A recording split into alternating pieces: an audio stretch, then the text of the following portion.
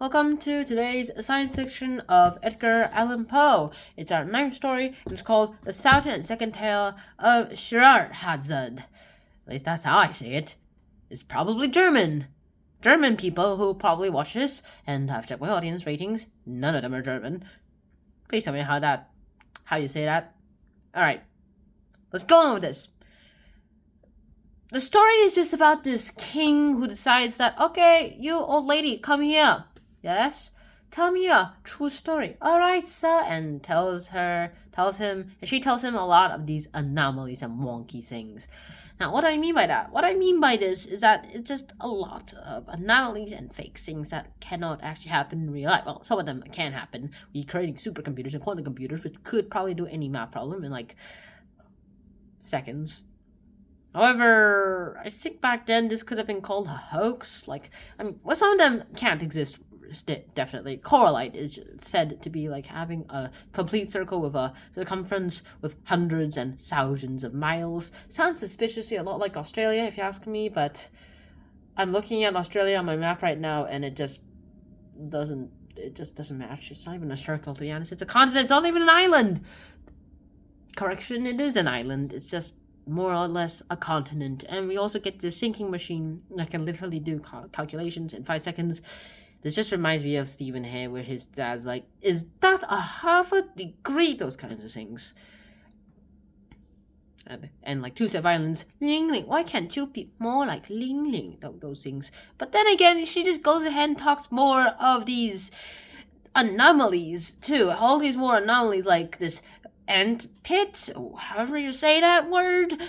Edgar Allan Poe made it, so he must know how to do it. That thing, he's dead. However you read that. That thing is just basically full of these monsters that can go ahead and do anything. Oh yeah, one more thing about Coralite. It can't exist because it's made of little creatures that look a lot like caterpillars. Australia is not made of caterpillars, are they? Of course not. So it can't even be Australia that she or he is talking about. She's going to be talking about. And then she talks more about these war elephants with like enough strength to just beat up an entire army in just a few seconds flat. Which is impossible, not even with today's atomic bomb. Actually, the atomic bomb can destroy an entire army. Unless it's an entire army of atomic bombs, and the enemy atomic bomb will definitely be smashed. But here's the thing. I think that the old hag went overkill, because he's like, this is so fake.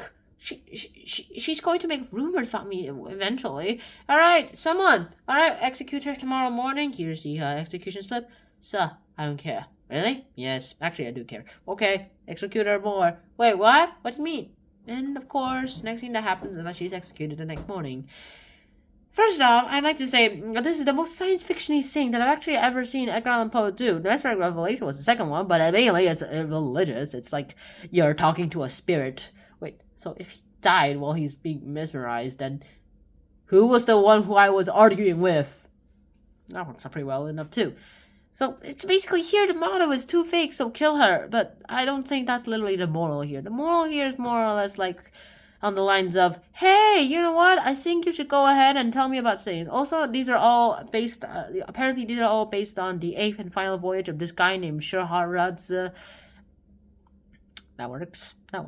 And I'm not even sure how he found all these things. I mean, only things that people can actually find this is in like the books, the fantasy books, the ones with like Herman Melville's Moby Dick, those books. Also, Dune is a pretty good example about that too.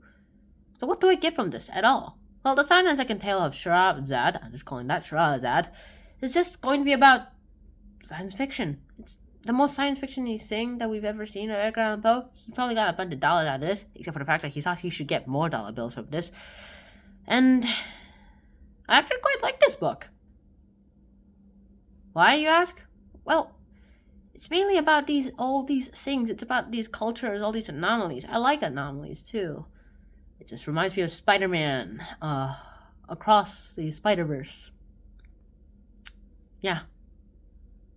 Now, what do you get out of this?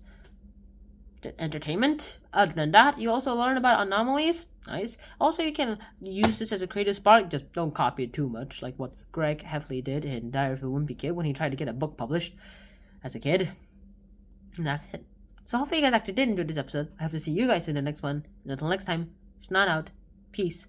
Bye bye. Wear helmet. See ya.